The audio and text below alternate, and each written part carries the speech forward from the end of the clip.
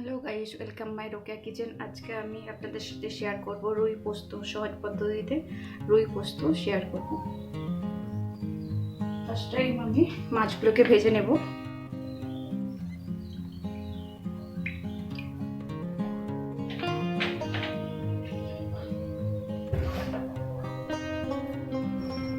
মাছগুলো বসে যাওয়ার পরে আমি নুন দিয়ে দিচ্ছি। তেলেতে নুন দিয়ে দিলে মাছগুলো বসবে না, সেই জন্য।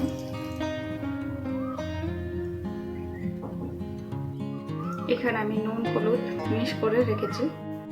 এখানে মাছগুলো আমি ভেজে নেব একটা একটা করে।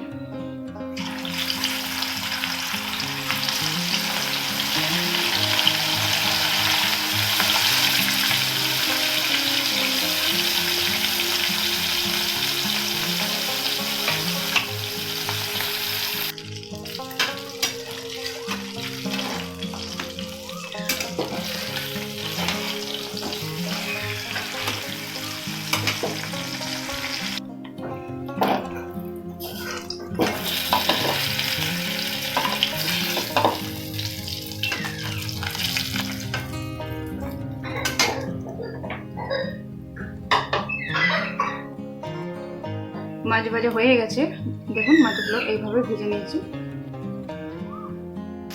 এখানে আমি মাছ ভাজার তেলেতে আমি কালো জিরে দিয়ে দিলাম।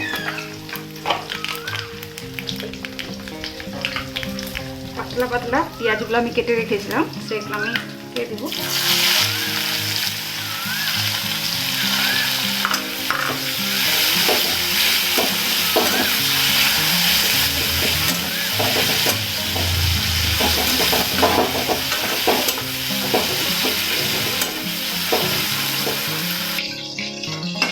দেখুন লাল লাল ভাজা হয়ে গেছে। এখানে আমি আদা রসুন হাফ চামচের মতন আদার পেস্ট দিলাম, নেড়ে দিব।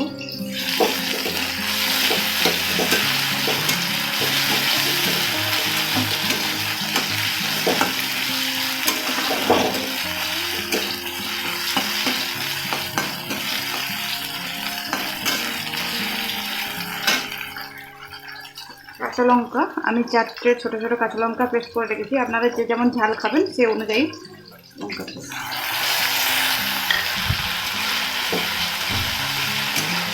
এখানে কষা হয়ে গেছে, এখানে আমি টমেটোটা দেবো। মিডিয়াম সাইজের দুটো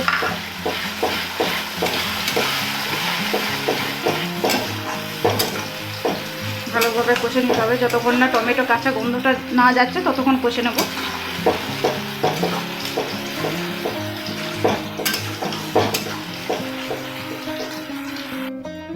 স্বাদ মতন নুন দিচ্ছি।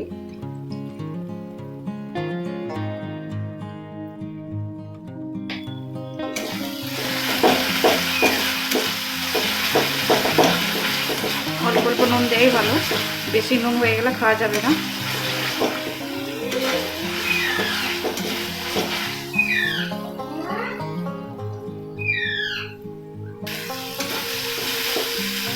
ভালোভাবে কষা হয়ে গেছে, ওই টমেটোর গন্ধ আর নেই। এখানে দেখুন তেল ছেড়ে গেছে মশলা থেকে। এখানে আমি দিয়ে দেবো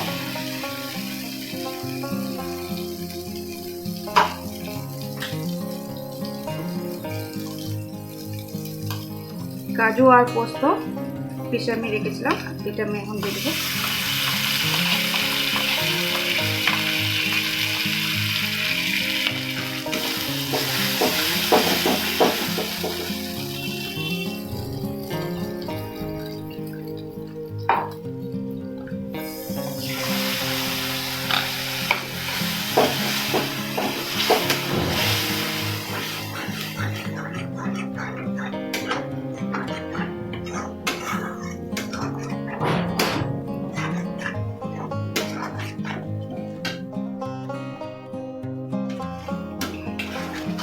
পোস্ত বাটাটা দেওয়ার পর কষতে হবে অনেকক্ষণ ধরে, যতক্ষণ না এর গা থেকে তেল বেরাচ্ছে ততক্ষণ কষতে হবে।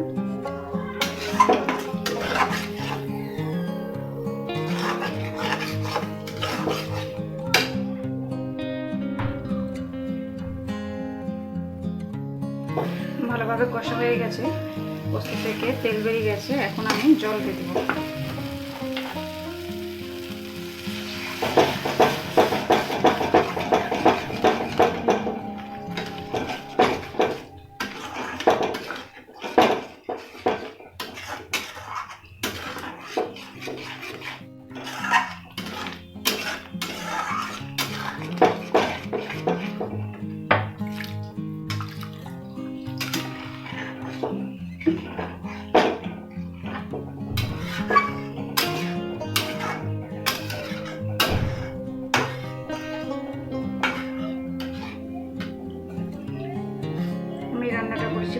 ছাড়াই রান্নাটা হয়েছে,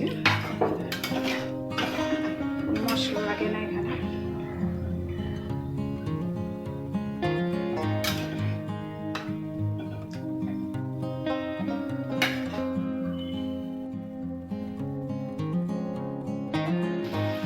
এখন ফুটে গেছে। আমি দুটো টমেটো দিয়েছিলাম, টমেটো টকটা ব্যালেন্স করার জন্য আমি সামান্য পরিমাণে চিনি দিয়ে দিচ্ছি।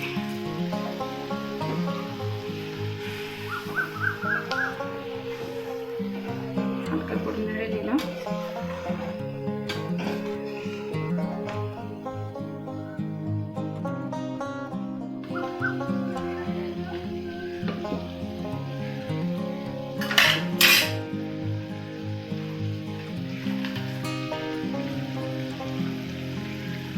ফুটে গেছে। এখন আমি মাছ ভাজাগুলো আমি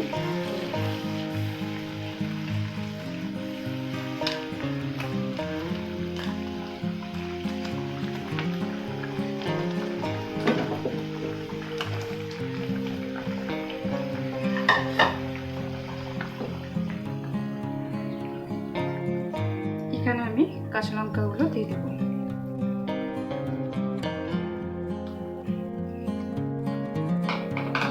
তার সাথে অ্যাড করবো ধনে পাতা, পুরোপুরি আমি ছড়িয়ে দেবো।